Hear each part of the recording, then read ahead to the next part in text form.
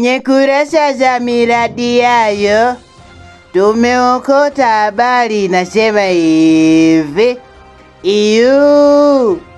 tumehuzunishwa na vifo, familia zipewe miili. Who are you? Who are they?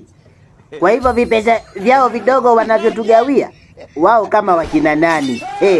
Wasitupangie cha kufanya. Hii nchi sio ya kupewa maelekezo. Jamani. Alafu jamani, naomba niulize kidogo. Hivi mwili ni kitu cha kumnyima mtu kweli? Mwili ni kitu cha kumnyima mtu kweli? Namaanisha mwili mfu au mwili uliokufa. Ni kitu cha kumnyima mtu kweli? Alafu huyu mfanyakazi mpya wa miradi hayo anafanya kazi vizuri. Sasa najiuliza, vipi haya matamshi hayatomletea madhara kweli? Kwa upande wale wa jeshi la manjano halitamletea madhara? Haliwezi. Okay, basi sawa. Unasema hii posti haina madhara, anaruhusiwa tu kuposti. Okay, sawa, nimekuelewa. Kwa hiyo sasa serikali inaziba tako, huku kule wanapiga kende.